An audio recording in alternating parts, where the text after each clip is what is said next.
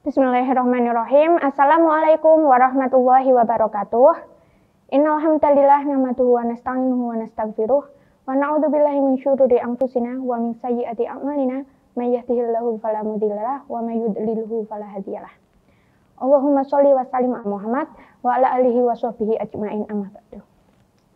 Sebelumnya, terima kasih kepada seluruh Bapak Ibu guru serta pihak-pihak lain yang terlibat sehingga pada kesempatan hari ini saya diberi tempat dan waktu untuk bertausiah singkat. Perkenalkan, nama saya Delia Fatma Armita, mahasiswi dari Unima yang tahun ini mengikuti kegiatan PPL di SMK Muhammadiyah Kota Magelang. Untuk tausiah singkat pada hari ini, tema yang saya pilih adalah membentuk pribadi muslim. Pribadi sendiri merujuk pada kata kepribadian kita, bagaimana tingkah laku kita, kebiasaan kita, serta pemikiran kita. Kemudian apabila itu membentuk pribadi muslim, maka berarti upaya atau usaha kita yang dilakukan oleh kita sendiri untuk membentuk sebuah kepribadian yang sesuai dengan yang diajarkan dalam agama Islam. Membentuk pribadi muslim merupakan sebuah perintah yang diberikan Allah Subhanahu wa Ta'ala kepada kita umat manusia dengan semangat fitrah ilahiyah akan menuju terbinanya manusia muslim yang utuh untuk berbakti kepada Allah Subhanahu wa Ta'ala. Supaya kita dapat menjadi manusia muslim yang berbakti kepada Allah, kita tentunya harus memiliki pemahaman tauhid yang cukup dan sempurna. Kata sempurna di sini lebih cenderung memiliki arti yang benar atau murni.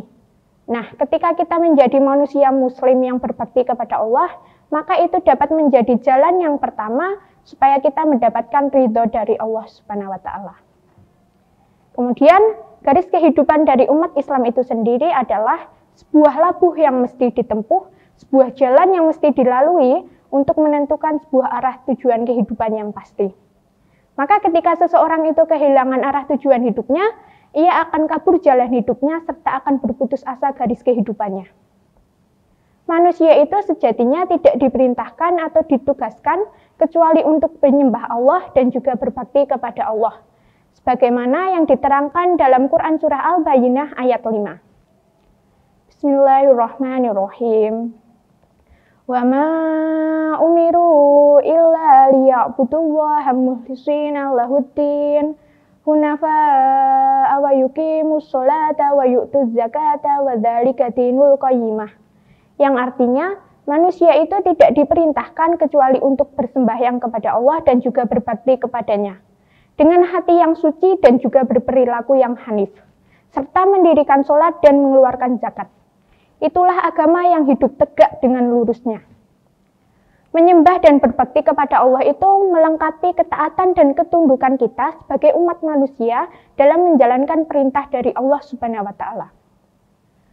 Maka kita juga harus senantiasa untuk menjauhi larangan-larangan dari Allah Subhanahu wa Ta'ala yang dapat menghalangi tujuan kita untuk mencapai ridha Allah Subhanahu wa Ta'ala. Kemudian teman-teman, tangga kebaktian inilah yang menjadi sumber kemakmuran hidup dan juga pokok pangkalnya kebahagiaan hidup seseorang. Jalan kebaktian inilah yang kemudian nanti akan membawa manusia ke tingkat yang luhur dan juga mulia. Ketika seseorang itu meninggalkan kebaktiannya kepada Allah, maka ia akan rusak dan binasa hidupnya di dunia maupun di akhirat. Bentuk dari kebaktian manusia itu kepada Allah juga bisa ditunjukkan dengan berperilaku yang baik kepada manusia-manusia lain atau masyarakat di sekitarnya. Misalnya seseorang itu turut aktif dalam berorganisasi di masyarakat, atau bisa seseorang itu juga menjunjung sebuah adab yang tinggi dan juga turut melestarikan kebudayaan di sekitarnya. Dalam pembelajaran tauhid ditegaskan bahwasanya hidup dan mati kita itu untuk Allah Subhanahu wa Ta'ala. Maka seluruh apa yang kita lakukan itu harus senantiasa dipersembahkan untuk Allah Subhanahu wa Ta'ala. Karena Allah, dengan Allah, dan untuk Allah. Kita harus yakin dan percaya bahwasanya kita itu hidup karena Allah memberi kita hidup. Dan juga tidak ada satu kekuatan pun yang dapat mematikan kita kecuali karena kehendak Allah Subhanahu wa Ta'ala.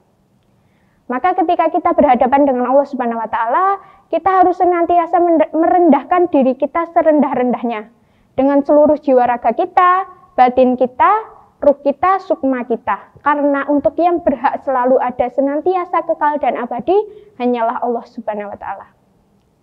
Sekian teman-teman yang dapat saya sampaikan.